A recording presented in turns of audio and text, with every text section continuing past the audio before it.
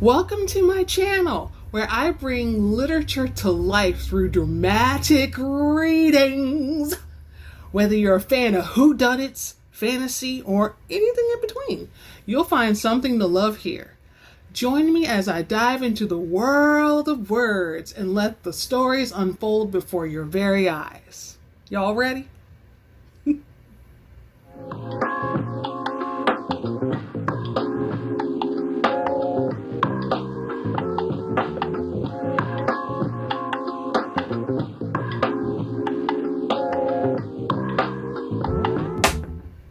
Let's check out the blurb. Enemies at birth, soulmates at first touch. Cindra is running hot, a trait that renders a Nepherian female untouchable and ineligible for a mate pairing. Celso, revered ice warrior and protector of the Kelvinian people, needs to take a mate before he can ascend to the throne. Problem is, no female within the realm can withstand his chilling touch. When Cindra is captured by an ice brute with a soothing touch and scorching kisses, she's tempted. After a lifetime of longing for physical contact, how will the two enemies who found solace in each other's arms protect their love without igniting a war between their worlds? All right now, fire and ice. Let's get it. We got the Kindle version today. So, yeah, it'd be kind of cool. It's a little different from what we normally do, but yeah, let's do it. Chapter 1. Run, be ready to die. Terror made Cindra's heart pound. Overhead, a pale gray moon hung in the midnight black sky, making her more vulnerable to discovery. No time for caution, she plunged forward into a dark, rocky ravine. Her lungs burned and her too thin legs quaked from exhaustion. At the scrape of boots on the crumbled asphalt, Cindra pressed her back against the jagged wall. Suddenly, a steam hiss filled the air. The rock beneath her fingers burned a bright orange before liquefying under her touch. Entering the forbidden zone had been a mistake. But there was no other way for her to release a fire burst without injuring her fellow indentured laborers. Even for fire elemental, male or female, she was running too hot. She had thought the journey was worth the risk. What a fool. After the last sector patrol airship had scanned for the Nepherian territory border wall closest to the Kelvinian's ice lands for intruders, she had set off for the Forbidden Zone. Sure, she could return to the tunnel she had made before anyone found her. She crawled under the barrier separating the two elemental nations. Scratches and cuts from the jagged wall covered her arms and legs. The wounds were reminders of what the brutal journey back to the mining camp would inflict upon her weakened body. A desolate place, she survived in the mine since her 8th season. What old world peoples referred to as years. Pumping her arms, she sprinted for cover. But every direction she ran, the spotlight mounted to the airship's hull tracked her movements. Footfalls closed in, one male or 1,000, followed at a steady pace behind her. It was hard to distinguish an accurate number over her ragged breathing. She could hear branches being trampled with heavy weight behind her. Whoever tracked her was big. Expecting to find more rock and barren land, what she bypassed was a skeleton of a ruined city hidden within the Appalachian mountain range. Cindra wrinkled her nose. The air held the pungent scent of years of old decay and sulfur, as if the blood and remains had fused with the crumbling structures. Weather and forces of nature had carved a deep scar here. The toxic war's destruction was like a searing brand on the toppling housing stacks and twisted metal beams. At the start of the war, many had tried to escape nuclear blasts by hiding in the Appalachian Mountains. There had been no escape. A thought occurred to her. If she was in the Forbidden Zone, then no one should be following her. So, who hunted her? Was it guards from the Nepherian patrol ship, or was it spies from one of the other 3 sectors? Her people shared a border with Kelvinia. The water elementals who lived there supplied water and ice to all sectors. Nepherians had the responsibility of providing heat and light within the sectors. Prevail's wind elementals helped with the world's energy supply and pollination. Earth elementals of Thornica nurtured the land that grew most of the food that all the sectors needed to survive. Finally, she reached the vast clearing. The wind was soft here, so likely it wasn't one of the wind elementals pursuing her, but the trees seemed to crackle and move like a mighty force headed her way. A feeling of dread knotted her stomach. Then she heard a male's voice. "Female! Raise your hands so I can see them," the male's voice demanded. An involuntary tremor snaked down her spine. She didn't think it was the voice of one of her kind. What would this male do to her? She shouldn't have left her sleeping pod. Rising panic filled her. A familiar tingling began in her palms. Glowing orange swirls started to form on her hands, an intricate pattern circling her fingers, wrists, and arms. Terrified, she lost control of her power for the briefest second, and a fireball ignited in front of her. Everything seemed to freeze. No one was supposed to know how much firepower she commanded. "Please leave me alone." There was a silence, but then she heard movement, popping, cracking, and hissing around her. "I will not ask again, fire witch." Anger surged in her veins. She was no witch. Fire elementals could summon and control flames, not cast spells. "There are no such beings. Now leave me alone. This is a forbidden zone." She could not see the hunter, yet she felt stalked, as if he released her for the chase. "Yet here you are," he chuckled. Instead of another demand, he found humor in their standoff. The response surprised her. Males didn't laugh when they gazed upon her. She had been sold as an indentured servant to a Nepherian mining company. As a mucker, she was responsible for moving rock and stone, then melting both to create land mass. "I am not your concern, warrior." The fireball separating the two of them quickly drained her energy. If she could not rid herself of the unwanted guest soon, she would be at his mercy. "Are you sure I'm a warrior?" he quizzed. "How can you clearly see me through your orange glow?" Cindra didn't respond, sure that he was toying with her.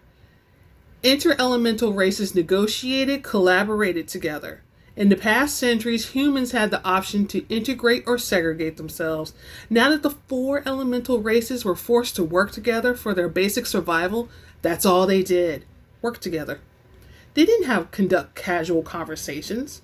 Interestingly enough, 30 years after the Toxic War ended, the people of the former North American continent had enacted a law forbidding inter-elemental mating.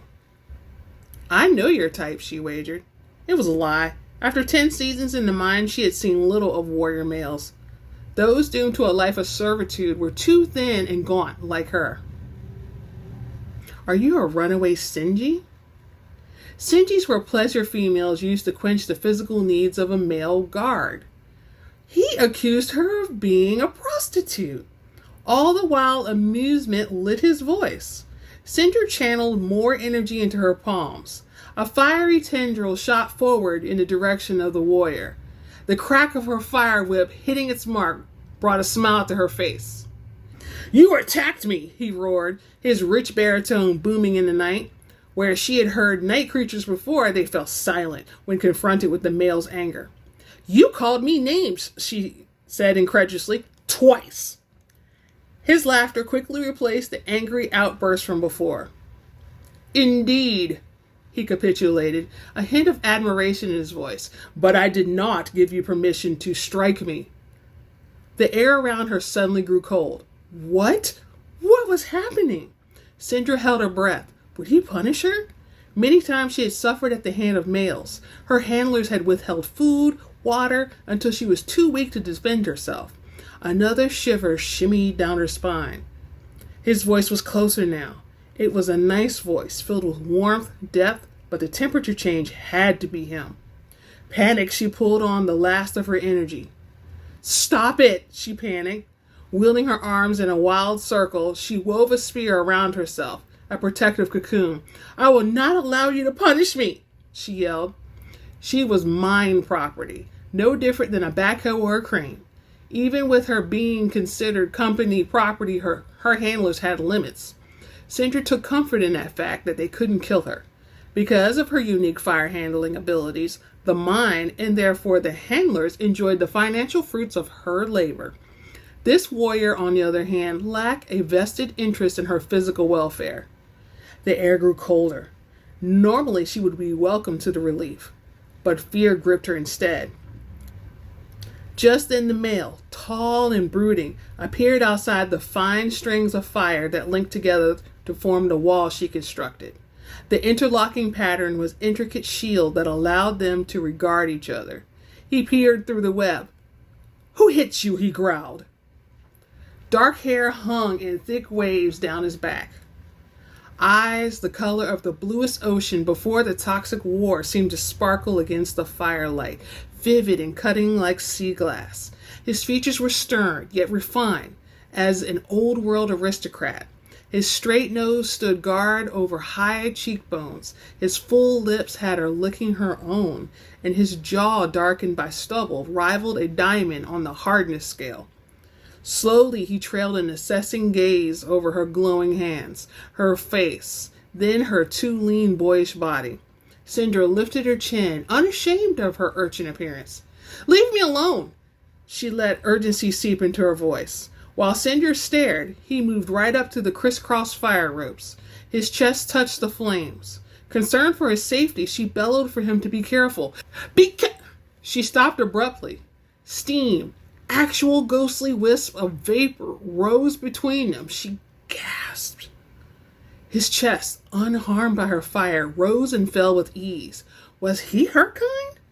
He wore battle armor similar to that of the Nepherian guards. His vest appeared to be mammalian source, but the war had killed off thousands of land species, so she had limited experience with their garments. "Let your guard down, female," his voice gentled. She shook her head no. He frowned. She could tell by the lines creasing his forehead that this male was not defied often. How could she make him understand the wall was to protect them both? "Go, please. I don't wish to hurt you. She swallowed shame, making the truth hard to admit. "I'm dangerous." Instead of caution, he regarded her through narrowed eyes, curious. "You spin this fire web to," she interrupted. "To keep you safe, yes." He nodded in understanding. Cindra breathed a sigh of relief. She stayed behind her web, watchful and quiet. He turned his back to her, and she wondered where he would disappear off to. The warrior had been kind to her.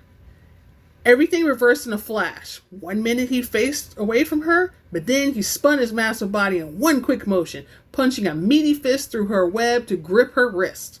His touch brought an immediate relief to the fire coursing through her veins. She could thank the goddess, but the contact caught her off guard. Instinctively, she jerked backwards, stumbled, and lost her footing. Loose rock rolled beneath her feet further, unseating her balance. Dear goddess of the flames, she was going to fall into the canyon below. Just as she felt her body tilt on its axis, strong arms gripped her wrists and pulled her in close. "I've got you, witch," came his gravelly tone. With her breaths sawing in and out of her lungs, Cindra was too grateful to argue. Instead, she wrapped her arms around his wide torso and squeezed. As she cozied up to the male, more steam snaked its way heavenward, enveloping them. "Thank you, warrior," she sighed in relief, allowing her head to fall to his chest. She inhaled the warm mist that carried notes of his unique essence. His scent was quite pleasant. And that was Cindra by Siera London. What did you think? Did you like it? It was kind of epic, right? The stakes, the heat, the ice. That was kind of cool. So this is a fantasy world in case you didn't figure that out. Good times. Good times. Nice. Having fun. Got a little fire and ice. Opposites attract. Paula Abdul. Good times. Won't sing it. Don't want to be demonetized. Demonetized. We don't want that. Yeah, we definitely don't want that. Anyway, thank you for joining me for this dramatic reading. I hope you enjoyed my interpretation of this literary work.